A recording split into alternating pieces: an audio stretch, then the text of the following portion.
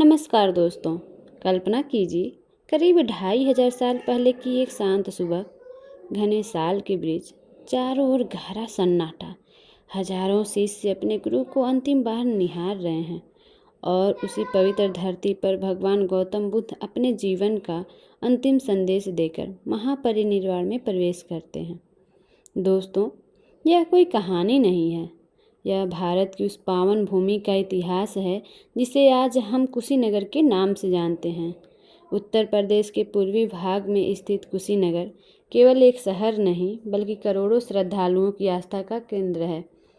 आज की इस वीडियो में हम जानेंगे कुशीनगर का प्राचीन इतिहास क्या है, भगवान बुद्ध ने अपने अंतिम क्षण यहीं क्यों बिताए, यहाँ कौन कौन से प्रमुख बौद्ध स्थल हैं, सम्राट अशोक का इस स्थान से क्या संबंध है और आखिर क्यों दुनिया के इतने देशों के लोग हर साल यहाँ आते हैं।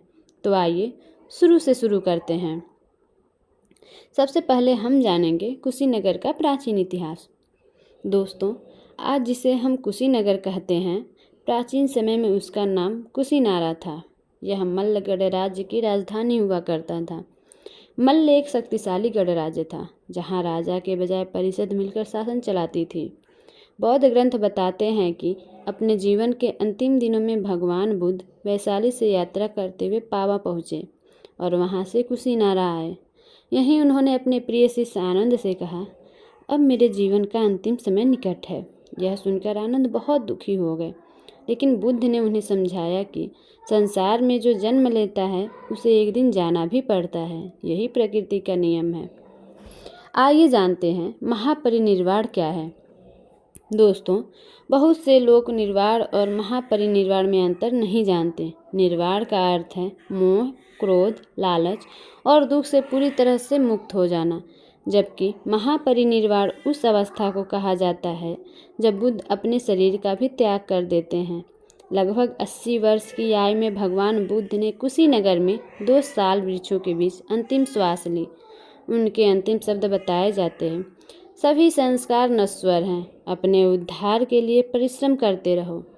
यही संदेश आज भी पूरी दुनिया को प्रेरित करता है। आइए जानते हैं महापरिनिर्वाण मंदिर के बारे में। अब बात करते हैं कुशीनगर के सबसे प्रसिद्ध स्थल की, महापरिनिर्वाण मंदिर। यहीं भगवान बुद्ध की लगभग 6 मीटर लंबी शयन मुद्रा वाली प्रतिमा स्थापित है। यह प्रतिमा लाल बलुआ पत्थर से बनी है। जब श्रद्धालु इस प्रतिमा के सामने खड़े होते हैं तो वातावरण में एक अलग सी शांति महसूस होती है। ऐसा लगता है मानो समय वहीं ठहर गया हो। अब बात करते हैं रामाभार स्तूप की, जो शायद कहीं और देखने को मिले। महापरिनिर्वाण के बाद भगवान बुद्ध का अंतिम संस्कार जिस स्थान पर हुआ, आज उसे रामाभार स्तूप कहा जाता है। यहाँ पहुंचकर ऐसा महसूस होता है मानो इतिहास आज भी जीवित हो। चारों ओर हरियाली, शांति और श्रद्धा का अद्भुत संगम दिखाई देता है। आइए जानते हैं कि सम्राट अशोक और कुशीनगर कैसे मिले। दोस्तों, भगवान बुद्ध के लगभग 200 वर्ष बाद सम्राट अशोक ने बौद्ध धर्म अपनाया। उन्होंने बुद्ध के जीवन से जुड़े सभी प्रमुख स्थानों पर स्तूप और स्मारकों का निर्माण कराया। कुशीनगर भी उन्हीं स्थानों में से एक था। अशोक के प्रयासों से यह स्थान पूरे एशिया में प्रसिद्ध हो गया। कैसे खो गया था कुशीनगर और कैसे मिला? समय बदला, राज्य बदले, युद्ध हुए और धीरे धीरे कुशीनगर इतिहास की धूल में दब गया। कई सदियों तक लोगों को इसकी सही पहचान भी नहीं थी। फिर 19वीं शताब्दी में अंग्रेज पुरातत्वविदों ने यहाँ खुदाई शुरू की। खुदाई में प्राचीन स्तूप, मूर्तियाँ, मंदिरों के अवशेष और बुद्ध की प्रसिद्ध शयन मुद्रा वाली प्रतिमा मिली। इसके बाद पूरी दुनिया का ध्यान फिर से कुशीनगर की ओर गया। अब बात करते हैं कि कुशीनगर में और क्या क्या है। दुनिया भर के बौद्ध मंदिर। आज कुशीनगर में केवल भारत ही नहीं बल्कि थाईलैंड, जापान, श्रीलंका, म्यांमार, दक्षिण कोरिया, वियतनाम और कई अन्य देशों ने अपने सुंदर बौद्ध मठ बनाए हैं। हर मंदिर की वास्तुकला अलग है, लेकिन संदेश एक ही है, शांति, करुणा और मानवता। बात करते हैं कि आज के कुशीनगर के बारे में। आज कुशीनगर एक अंतर्राष्ट्रीय बौद्ध पर्यटन केंद्र बन चुका है। हर वर्ष लाखों श्रद्धालु यहाँ दर्शन करने आते हैं। यहाँ अंतर्राष्ट्रीय हवाई अड्डा भी विकसित किया गया है, जिससे विदेशों से आने वाले यात्रियों के लिए यात्रा और अधिक सुविधाजनक हो गई है। अब जानते हैं कि बुद्ध का संदेश क्या था और वह आज भी क्यों महत्वपूर्ण है। दोस्तों, आज की भाग दौड़ भरी जिंदगी में तनाव, क्रोध और प्रतिस्पर्धा बढ़ती जा रही है। ऐसे समय में भगवान बुद्ध का संदेश पहले से भी अधिक प्रासंगिक लगता है।